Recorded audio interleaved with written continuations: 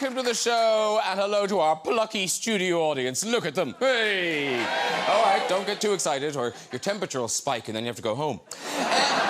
I'm so looking forward to just sitting down with guests, having a glass of wine. Viewers in Scotland, wine, remember that? So, who do we have on our socially distant show tonight? Well, Obi-Wan Kenobi will be here, globetrotting star Ewan McGregor. Yeah. And we'll have chat, a very special musical performance from Miley Cyrus, truly a dessert. But joining me here in the studio, it's dancer presenter Ashley Banjo. Top comic Frank Skinner. And Strictly head judge Shirley Ballas. Oh. I'm back. It's lovely to see you all. Frank, it's been a while. Yeah, I'm loving all this space. Reminds me of when I used to drink Pernod on public transport. No one within 3 rows. And I must say, is this lockdown hair or was this hair there anyway? Don't laugh. That's just rude. This is completely lockdown hair. I know.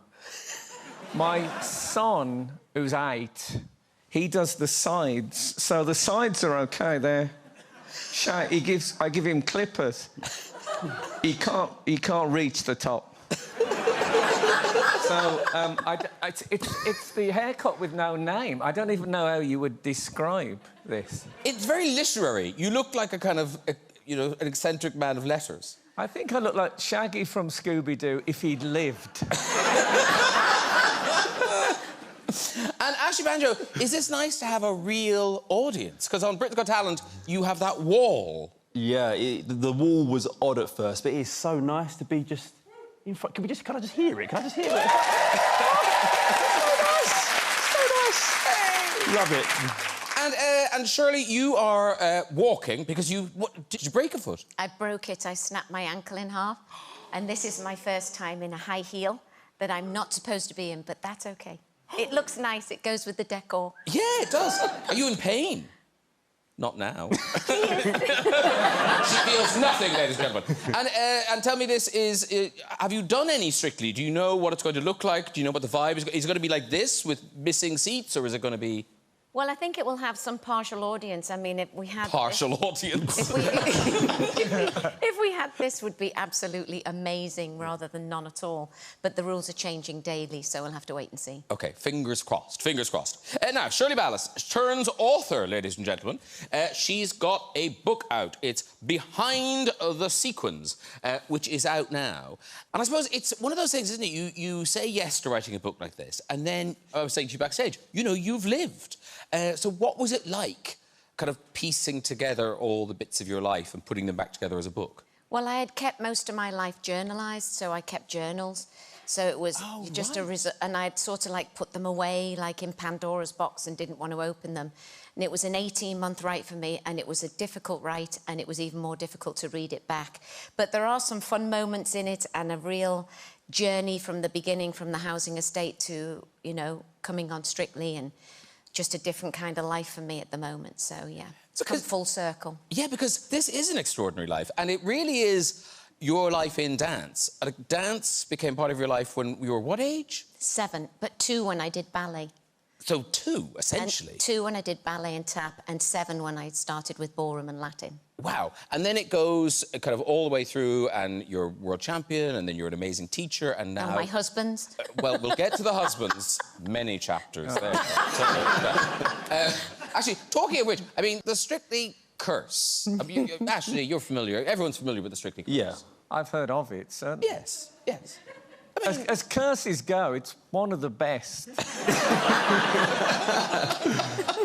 You know, Tutankhamun, I think that the man was bitten by an insect that gave him a flesh-eating disease and half his face fell off. Whereas the Strictly curse... it's not as bad. It's almost like a reward. Well, I've been offered Strictly a few times. The last time I was offered it, my partner suggested that I went on a lads' weekend to Amsterdam instead because there'd be less temptations. Because, not to add fuel to the fire, because there are people going into it now and their partners might be watching this, but it's fair to say, if Shirley dances with someone, there is a high probability you'll marry them. I mean, I'm slightly exaggerating. Here's Nigel. You're only engaged to Nigel. At 16, I got engaged to Nigel. Oh, but you're not... Well, you could be 16. He's not 16. He was 4 years older than me, yeah. Oh, OK. Still with me today, still my dear good friend and my financial advisor, so remained in my life all these years. Very nice man. Because not to be too indiscreet, but Nigel was your first. Yes, he was. And it's a romantic story, Shirley. Don't make me say it. Oh, come on, it's in the book. People will find out. Well, it was just a first experience. We went to the Butlins holiday camp, and where him and I decided that we were in love.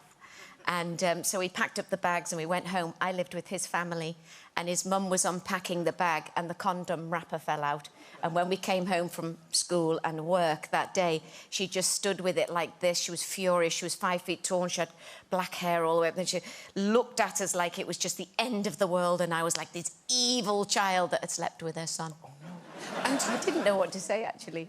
It was quite lovely. Yeah, the big question is, why did he keep the wrapper? It's a strange souvenir. Because we both knew, you know, both of us, it was our first experience. Oh, so it was romantic, really. It was. You might have got it for Christmas. Probably in Nigel's scrapbook. No. Dispose of wrapper. I think you might be right. And then you got swept off your feet by Sammy. And, like, look at Sammy. That's amazing. I love that picture. And he kind of fast-tracked your professional dance career. He did. He was already at the top of the industry. I did ballroom with Nigel, but my heart lay in Latin, and it was really hard to leave Nigel to move on with Sammy. But it was an opportunity, and at that age, it's what I wanted. So I got whisked away off my feet with Sammy, and 6 months later, we fell in love. And within the year, we got married, because that's what you did back then. Yeah. It's what you did. Get used to this. This story, it repeats. What did Sammy do with the wrapper?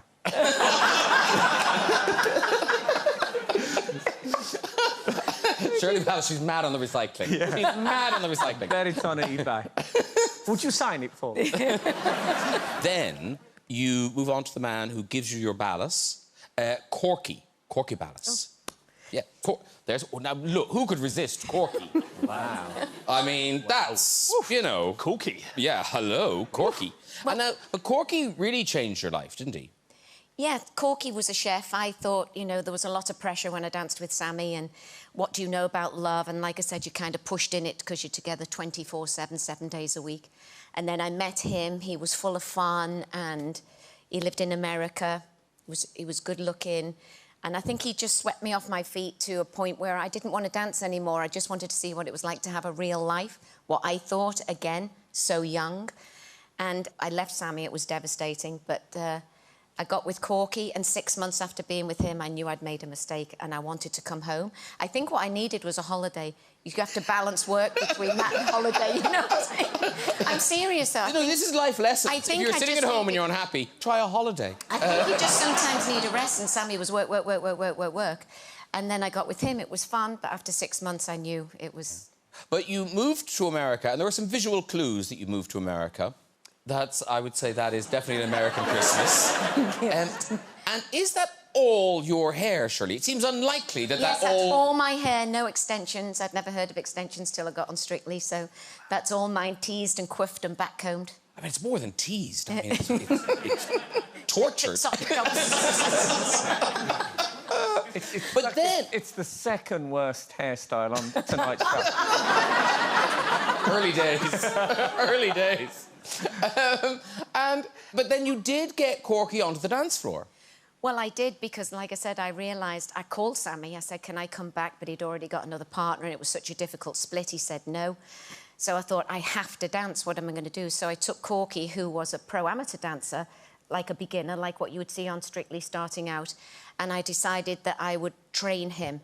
So I won in 1983 with Sammy, And then I went back to, like, the very first round the next year with Corky, and it took me all the way up till 1995, and then we were first and Sammy was second. So it was, wow. It was really was a journey with the difficult, because Corky was, like I said, he dabbled a bit, but he was a chef. And he did other things in his life. He wasn't a dancer. So I had to change the whole way he thought about my industry. It was an extremely difficult journey. Can you teach anyone to dance? I think you can, if you've got patience. Yeah. A lot of Because, patience. Ashley, you teach as well, don't you? Yep. You do. And now this is so adorable. You posted this film, and it's you teaching your daughter Rose. Yep. I mean, I say teaching your daughter Rose. You'll see, this is just, it's beautiful. Here we go. I've been waiting for you to come around and tell me the truth. Give me a minute to hold my girl. Give me a minute to hold my girl. I've got time, I've got love, got confidence, you rise above. Give me a minute to hold my girl. Give me a minute to hold my girl. Crowded town on silent bed. Pick a place to rest your head and give me a minute to hold my girl. Give me a minute to hold my girl. Oh. I mean, there are going to be ovaries exploding all up and down the land. To be honest, I mean, that was back when she liked me. Now she just doesn't want to see me. Doesn't want to see me at all. But that is literally, that is one of those moments I will never forget. It wasn't planned. We were, me and the boys were in the studio, and obviously Rose was there, and Warren's little girl was there, and Jordan's son was, and I was like, oh, this is the first time that we've all been together in the studio. Should we just do a dance? And literally, I was like, just give me 5 minutes, and I just sort of made it up, and then we recorded it, and I was just like, this is just the moment. It was just amazing. Beautiful, isn't it? Yeah. So something about it, because like a month old. It was literally to celebrate her month, kind of not birthday, but yeah, 4 weeks of being here, and it was her first time in the studio. Yeah, so a lovely moment. Listen, I think we're ready to meet our first remote guest tonight. He is the star of Trainspotting, Moulin Rouge, Star Wars, and he's back on his motorbike. It's Ewan McGregor, everybody! Yay! Hello, Ewan McGregor. Hello, that was gorgeous. That was so gorgeous. Isn't it? It's so sweet. Now, Ewan, you've done more dancing in films than I kind of remembered. I've done a lot of dancing over the years. I mean, in drama school, we did a lot of dancing, and then quite a lot of dancing that we did in Moulin Rouge that didn't end up... we did this huge workshop for 4 months or something in Moulin Rouge, and we did quite a lot of dance sequences that didn't end up being used in the movie. So that was a lot of dancing. I did Guys and Dolls on stage in the West End. Oh, actually, we've got a picture of you in Guys and Dolls. Check this out, Shirley. I've seen that. That looks impressive, doesn't it? Yeah, that's very impressive. He's very sexy. He has a very sensual appeal. He can hear you. He can hear you, Shirley. Less impressive. It's less impressive for me, really, isn't it? Just holding a leg up. Than Definitely a 10 from me. I've seen you dance. You're very good. That was with Summer Strallen, who I got to dance with every night. I love doing that musical. It's so beautiful to do that. Listen, you're back on your bike. You're on a new travel series, Long Way Up. This reunites you with Charlie Boorman. It's on Apple TV+, new episodes every Friday. And so this is the third outing. Yeah, we did. We went in 2004. We rode from London to New York, and then in 2007 we rode from the top of Scotland to Cape Town, we called those Long Way Round and then Long Way Down. And so this is the third trip. We always thought there might be a third one in us, and when you look at a world map, we sort of went across that way and then down through the African continent. So we had the Americas were the obvious next sort of big journey, and yeah, we just started looking at this route through South America. And in terms of the 3 trips, where does this rate in terms of difficulty, in terms of endurance, and how far it pushed you? It was very different from the other 2 because of the electric bikes. So that became sort of unique challenge. The riding probably wasn't as hard as the other 2. Crossing the Sahara on the Africa trip was really full on, crossing through Sudan where it was so hot, and we did a lot more off-road riding in the Africa trip. So this one was much more easy in terms of the riding, but then we had the electric bike sort of challenge thrown in there to further confuse it, if you like. And you imagine on these trips it's going to be terrain or weather or mechanical difficulties that will stop play. But on the first one, the long way round, it was mosquitoes that stopped the whole trip. Yes. I got quite badly bitten by some mosquitoes while I was doing number 2s under a bridge. But, like, how badly? Like, you know, were they special mosquitoes? They were very big mosquitoes. We were in Far Eastern Russia, so they didn't. I don't know quite how to talk about it, Graham. It didn't look very good down there. So there was no saddle action going to be happening? No, I had to keep riding. We couldn't stop, so we just had to keep going. But it wasn't comfortable. I kept thinking of a twiglet. You know twiglets? Yeah. That's what my Willie looked like, a bit like a twiglet with all the mosquito bites. But a really big twiglet. A really big, I mean, like a catering-sized twiglet. Yeah. Let's tell you what, we've got a clip. This is you discovering that South America, quite bumpy. Quite bumpy. It's really corrugated, so ripples are really bad. We've got 87 miles to where we're supposed to stay tonight. You've just got to really look for the smooth bits, otherwise you're just going to destroy yourself. My hand's getting so sore on the throttle. Oh my goodness. These roads might be a little bit... Wow. You okay? You all right? Good, I'm fine. Whoa! Was that you falling off? That was me falling off, yeah. It's always, as a motorcyclist, it's always so humiliating when you come off your bike. But I do it like on television when lots of people can see it. It's so embarrassing. Because Frank, do these boys' toys, do they appeal to you? I'm drowning in testosterone. I learned to ride a bicycle in 2017. What, a push bike? That was my breakthrough on the two-wheeled vehicles. OK. You'd look great on a bike, Frank. Hair going in the wind. You'd look great. Yeah, I'd look like a village doctor on his way to a pregnancy. It's really grown on me. But just watching that, I was getting travel sick just watching it. It looked terrifying, Ewan. Because Shirley, are you allowed to ride motorbikes and things because of, you know, your dancing? I'd love to go on the back of his bike.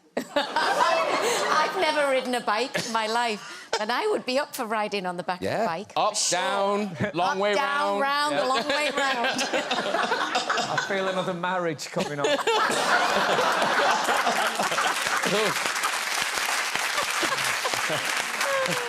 Twiglets at the reception. Now, here's the thing. So you are going back into Star Wars world. There's a... Yeah. Is it an Obi-Wan Kenobi spin-off or just a Star Wars spin-off? Yeah, it's the Obi-Wan Kenobi story, I suppose. OK. Yeah. So that's so it's you. It's all you. Well, it's not all me, but it's certainly... will be a lot of me, which is good. Well, I'm looking forward to it a lot. And Shirley's looking forward to it already. I'm ready. We start shooting it in March next year. Yeah, we start. Can I ask a question? Yes, please. Because I love Star Wars. Yeah. I know you're still a young man, but you're steadily getting closer to Alec Guinness's age in the original Star. Do you feel you have to look a bit more like he was in the first Star Wars movies because you're coming up on the outside track and you're catching him up now? Soon you'll be his age. Yes, totally. I mean, the fun thing about doing them in the first place when I was much younger was trying to imagine Alec Guinness. How would he play these scenes as a younger guy? And it led me to watch a lot of his early work, which I hadn't seen before. Brilliant movies, wonderful films that he'd been in. And I just had such a great time sort of studying him in those movies. There was a great film called The Card that I'd never seen about a rag and bone man who ends up being a sort of mayor of a town or something. So this time, as you say, Frank, I'm much closer in age to him, and it will be my challenge to try and sort of meet him somewhere. You know, I love Alec Guinness. I never got to meet him, but I love him through his work, and it's a great honour to be able to sort of try and pretend to be him a bit younger. You know. Interestingly, the Obi-Wan Kenobi, your braid that you wore in the first films, it was recently up for auction. Now, it looks slightly less impressive not attached to your head. This is how it appeared in the auction catalogue. Now, good game, good game. Shirley Ballas, how much did that braid of hair go for? 50,000. OK. Oh. How much... No, you can't answer yet. Don't answer yet. Okay. Ashley, what do you think? 51,000. OK. Frank, you are a Star Wars fan. How much would you pay for it? I am, and I don't want to go lower in case Ewan is deeply offended. I'm going to say 28 grand. Yeah, I went for 3. No, not $3. 3,000. 3,000. That would have been... $3 would have been really rude. No, 3,000. I was thinking what I would pay. All right, Ewan McGregor, it's lovely. Thank you for taking time out of your filming to come and talk to us. And nice. Hopefully we'll see you soon. Take care. Thanks for having me. Ewan McGregor, everybody! Well, from one adventure to another, because Frank Skinner has also been on a road trip. Yes, you have. Historical, a slightly less exotic location. It's Boswell and Johnson's Scottish road trip. This is on Tuesdays at 9 on Sky Arts, Freeview Channel 11, and you can catch up on Sky and Now TV. Can you believe that looks better than my current hair? No, it doesn't. Okay. It doesn't. I look like Noddy Holder on that. It's brilliant. So, listen, this is a real passion project. This is your baby. Yeah, well, I love Samuel Johnson. Samuel Johnson was an 18th century writer. Stay with it. And I love him. He was funny and difficult, and he wrote a dictionary, which is quite a thing to write. I don't know if you've ever tried. The dictionary? Yeah, he wrote a massive dictionary. And he had a friend who was Scottish, and Johnson had said lots of negative things about... Even in the dictionary, when it defines oats, it said a food in England given to horses and in Scotland used to support the people. So he was always... He said the finest prospect a Scotsman ever sees is the road to England. Wow. So they were a bit unsure about him, but his Scottish friend persuaded him to go. So I went with my Scottish friend, Denise Minor, who is a crime novelist. I love her. Yeah. Have you ever read a Denise Minor book? I have not. Do yourself a favour. They're so good. She's also fantastic company. So we went off on this trip right out to the Western Isles to Iona and places I'd never been past Inverness. I mean, you know, occasionally you get a job when you really would do it for nothing. Yeah. Keep that to yourself. I just noticed they're in masks, the audience. that was like waking up in the middle of an operation. No, it was a job that, oh, man, I just loved the job, and just to be up there. I mean, the first one went out last Tuesday, and it's got, I must say, rave reviews. Woohoo! Check it out. Well, we will, because we've got a clip. This is you and the fabulous Denise Minor in Edinburgh at the start of the Scottish leg of the trip. If I had no duties and no reference to futurity, I would spend my life in driving briskly in a post-chase with a pretty woman. But she would be one who could understand me and add something to the conversation. Pressure's on you. Should we go? Let's do it.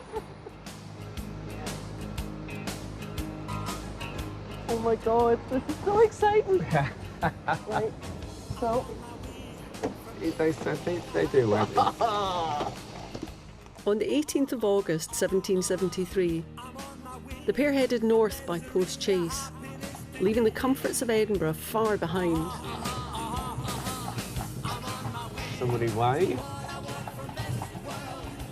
You see, I think this is proof that if they put you in a carriage with horses, you will start waving eventually. Oh, it won't be a whole thing,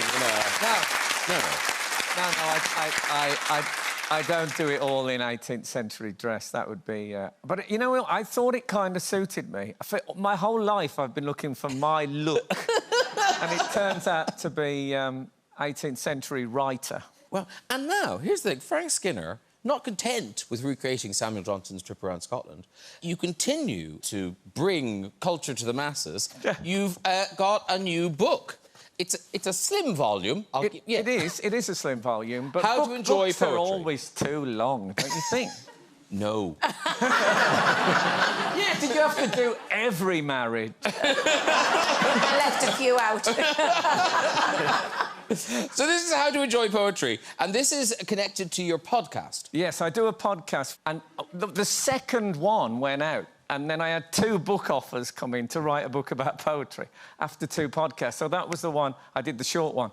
And podcasts are really handy. So you can go on, listen to American podcasts, and they pick... Or I just, you know, go on the internet and find a poet, and it's that, you know, the whole system of people who like this also like. Yes. Yeah, so I just do that. And I'm always making discoveries. And they're like little TARDISes, a little poem that big, and you go in and it's massive and there's loads of stuff to unpack in it. I know it sounds like a cheesy thing, but I think it's a life-changing... Listen to the podcast and it will change your life. That is my view. That's a bold claim. That is, change your life. I mean, change your life. Wow. Well, How to Enjoy Poetry is out now, and Boswell and Johnson's Scottish road trip continues on Sky Arts. Talking of road trips, ladies and gentlemen, President Trump made a controversial one this week, leaving hospital while suffering from a deadly virus to wave at supporters. There he is in the back of his car. I mean, the poor Secret Service guys, they're in like a sweaty, steamy up car there. I mean... and Trump's touching the glass. Is it just me, or does that remind you of the sex scene in Titanic? Paint me like one of your French girls, Donald. Orange. That's got a bit of Prison Visit about it. The hand against the perspex. Yeah. And listen, then he got discharged and he huffed and wheezed his way up to the White House balcony. There he is. Oh. Covita. Don't cry for me. Don't worry, Donald. No one is. Although, if Trump is incapacitated by illness, Vice President Mike Pence takes over. Hey, no flies on him, right? Did you all see this? Yeah. The debate last night.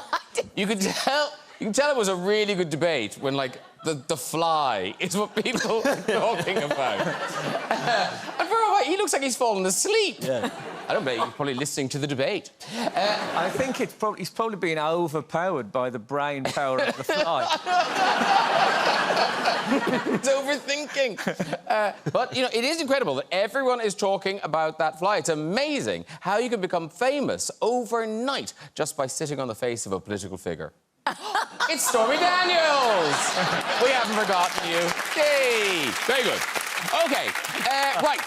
I turn, ladies and gentlemen, to Ashley Banjo, because at Diversity, you've got a new touring show. This is exciting. It's connected. It's a live tour. When's it starting? Fingers crossed. Yeah, let's just go with it. Let's just go with it. It's happening. It's happening, right? Let's speak it into existence. Kind of end of March next year into June. So we're on the road for, you know, about 3 months, and I literally am so excited about it. I believe it starts on March the 18th, and then you've already had to add dates. Is this right? Oh, there are literally more dates than my body can probably currently handle, if I'm being honest. But I'm literally going to get fit for it, going to work for it. And, yeah, I literally just cannot wait more than ever to get back on the road. We're going all over the country. All right, well, before we talk about it, let's have kind of a taster of the sorts of things that Diversity get up to on tour.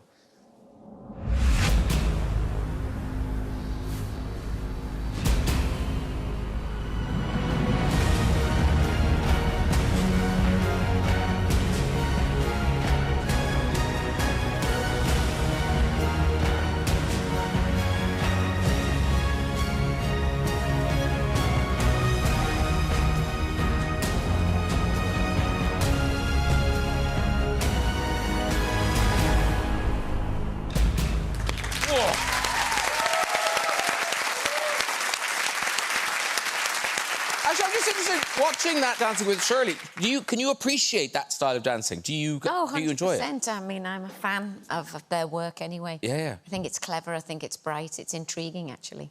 Well, Connected is all about the digital age, is this right? Yeah, do you know what? It kind of came way before everything that's happened. But for me, Connected was about kind of like the age we live in, the fact that we are all connected through tech and how different this generation is. Like, I look at my little girl and, like, she takes my phone and she swipes, puts on YouTube. I'm like, you're not even 2.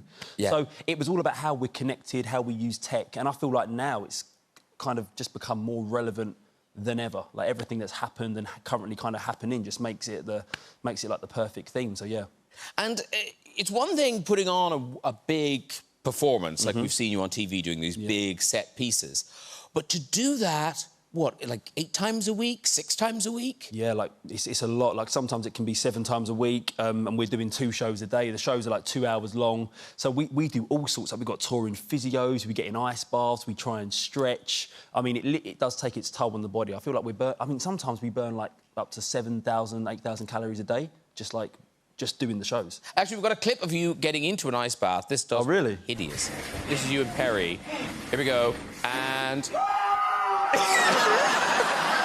Let's see. I feel like that's got to be doing more harm than good. No, to be fair, that was the moment that they hit. Do you know what I mean? Oh, I see, yeah. That was that moment. I think I've seen that video. A twiglet with an icy dip. But you were nodding there, so you ice baths are a good idea. I've done ice baths, yes. You do ice baths, Shirley? Yes. Oh, OK, yeah, And you I know like them. you like them? Yeah, I wow. do. I think it's a bit You mental. can't like them. I do. Really? It's very refreshing for the body. And also, women's bodies are different. Yes, and we're not wusses, you know what I mean? Oh, yeah, that's We're true. gonna do it, we That's do it, true. no- But at the end, do you know what you go through stages? It's like pain, and then they say stay in it until you go numb. And once you go numb, you get the benefits, but you have to go through 5 minutes of pain. I always have one post-poetry. Oh, do you? You need it. I put my head in. You just need it. You need it. And of course, because I was saying to you, I kind of think in my head, diversity have been around, 4 or 5 years. This is 11 years. Yeah, we're into, like, 11th year. And obviously, we were together for, I don't know, 8 or 9 before that. So we're kind of, 12 years coming up in the spotlight, like, since winning Britain's Got Talent. And we've been together, like, over 20 years. It's crazy. But I still love it, I still love it more so than I did when we started. This year is really special because it's kind of come full circle because now you're a judge on Britain's Got Talent. That was a moment. The big final's tomorrow. Tomorrow. Yeah, at 7:30, I think. Yeah, 7 night. Yeah, exactly. Which I'm super. Honestly, the thought of it because we obviously performed week 1, kind of semi-finals, and I walked in because most of the original guys are still there. We're all still a team, and we walked in and they sort of looked up and they kind of saw like Ashley with the X, and I was like, oh, it's cool. And it was when I looked back and saw their faces, they were like, I remember standing there saying, hi, we're diversity, and I was like, wow, it is a crazy full circle moment 11 years on to be kind of sitting in Simon's chair. Yeah. And you talk about that performance you did in the first episode, and it was this big, powerful, moving performance addressing kind of Black Lives Matter and George Floyd and that stuff. And did anyone kind of say, ooh, some people may not like this? Was there any inkling that this was a risky thing to do? I mean, we knew full well that people wouldn't like it. But I wasn't quite ready for the amount of people. I wasn't quite ready to, be across national news for 3 weeks with people telling me that it wasn't the time or place, and somehow I ended up being the racist. I don't know how that one works, but all I tried to do was a summary of 2020 and kind of create something that kind of ended up as a moment of hope and coming together, and tried to end positively. And it was like a look back, and somehow it got turned into something that touched a really raw nerve. And I'm glad it did, You got like 10,000 complaints? Or... No, 27. Oh, man. Well, I mean, we were climbing to the most complained about TV moment of the day. I really wanted #1. I felt like I was climbing the chart. I really did, but we got to #2, and then kind of Ofcom ruled that they weren't going to investigate. Wow. But, I suppose... Is there any kind of bright sort of silver lining in that, yes, there are 27,000 complaints, but were you kind of, I don't know, encouraged by how strongly Ofcom knocked it back, how ITV supported you? You know what? It's a moment. I feel like it's genuinely like a moment for race relations in this country. You've got ITV who backed us, and then they, spent a huge amount of money advertising across every national paper with a full-page ad saying we stand by what happened. Ofcom ruled to not investigate, and for me, that's what change looks like. And I think it's really important to sort of say that not everybody that complained about the routine is racist. I think it's a really interesting sort of thing. I think that it made some people uncomfortable. Yeah. And I think it made people feel, oh, I don't want to, you know, see this when I'm eating my fish and chips. But actually, that's why I think it's perfect, because there are a lot of people that just can't turn that stuff off. So I actually thought, you know what? If you can have people talking about climate change and, you know, things that have happened to them in their life, why shouldn't I be able to use 4 minutes to talk about something that's affected me in mine and countless other people? Yeah. So, yeah, super proud. And, yeah, I think I would never take it back. No, well done, you. Yes.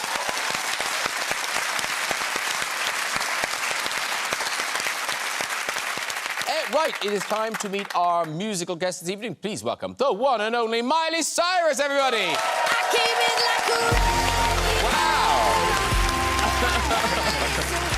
Woo! Look at you, Miley Cyrus. It feels really nice to see humans and talk to everybody and connect with you guys. Thank you so much for having me. I wish I could be there with you in person. And Miley Cyrus, no one can complain that you're lazy. We know you finished an album. I love that Graham Norton only calls me Miley Cyrus. This is perfect. It's full name always.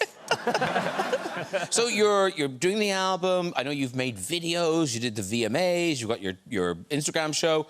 And then in the middle of it all, your godmother, Dolly Parton, who was actually, she was on this show last week. And so Dolly Parton, she called you. She faxed me. She faxes you? Yes, she faxes me. But you don't have a fax machine. No, so she gets upset when you don't respond, and it's like, I'm sorry, I don't even know. Half the people watching your show might not even know what a fax machine is. I know my dad has one in his gym to connect with, because my dad has 2 Blackberries from like 2005, and he says 2 Blackberries equal an iPhone, which is not true. But he's also one of those. And so, yeah, Dolly reached out about doing a Christmas record with her, and only for Dolly Parton do you sing A Christmas Carol in July. But she makes physical records, and so she had to get it turned in, and so I was singing about Christmas in the middle of LA summer, and only for Dolly. But your own album, we've heard the first track, Midnight Sky, and I know you've recorded this special version just for us. Where did you do this? How did you put this performance together? So I did want to create something special for you and your show, because I always love being there for you, and I love doing your show so much. And I wanted to create this kind of, again, like a surreal environment. And so I created, it may seem a little egotistical, I created a set that's just 1,000,000 Mileys, which is a nightmare. And I don't think anyone would want that. But again, we're in this creatively challenging time that I think, because we've had so much time, we've been able to kind of dream and like exercise our imagination in a way, because reality is so off right now. And so I created my dream world, but everyone else's nightmare. So it's just a set with 1,000,000 me's. All right, well, listen, we're going to watch it now. Here, performing Midnight Sky, it is Miley Cyrus. Amazing, Miley Cyrus. Thank you so much. Thank you so much. Good night. Woo! Miley Cyrus. Gorgeous. Right, that's nearly it. Before we go, just time for a visit to the big red chair. Who's there? Hello, sir. Hello. Hi. What's your name? James. James, lovely. And what do you do, James? I'm a primary teacher. Lovely. And where are you from, sir? New Zealand. Okay, and but you're planning to spend your life here? No, me and my partner are on a 2-year visa, so we have to leave in a year. Oh, okay. What a great year to choose. London, the theatre, the museums. Oh, it's amazing. Oh, I'll never forget it. I think, can I just say, I think you should be able to reapply for some of that visa. You should get like 6-8 months back on that visa. Yeah, we arrived last August, so we're kind of hoping to stay a bit longer, but it's not looking good. Okay, off you go with your story. So mine's a teaching story. It was when I was back in New Zealand. In the middle of winter, I showed up at work about 7:30, and I noticed a smell at my desk, so I had to look around, and I couldn't see anything, and I looked in the bin next door to next door to my desk.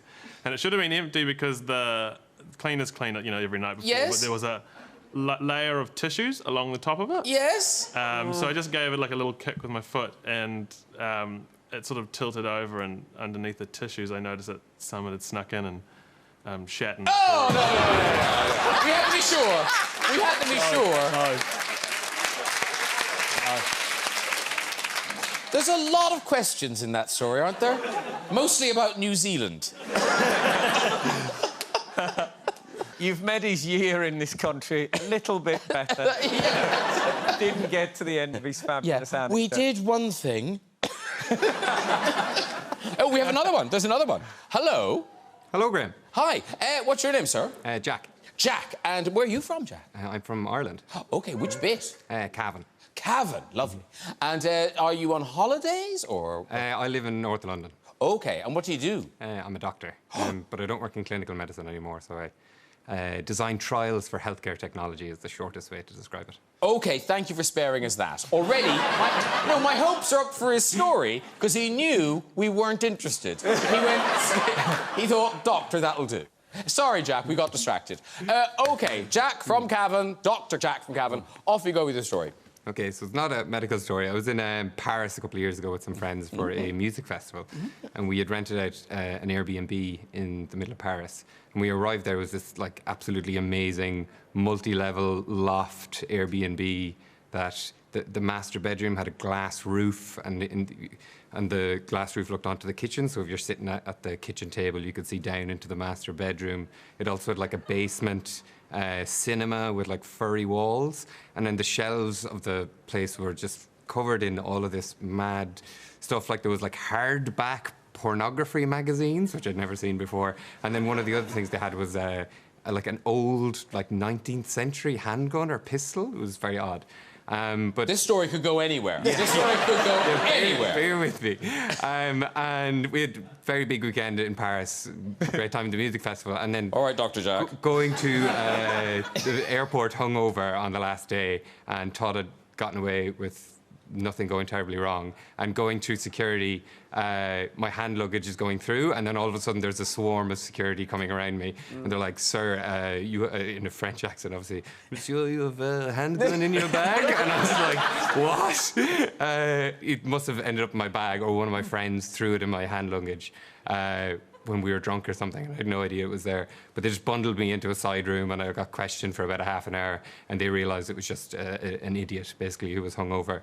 And I probably couldn't operate a 19th century handgun anyway, so they thankfully let me go. Well, it wasn't shit, it wasn't, but I'm still going to flip you, Jack. I am. Good.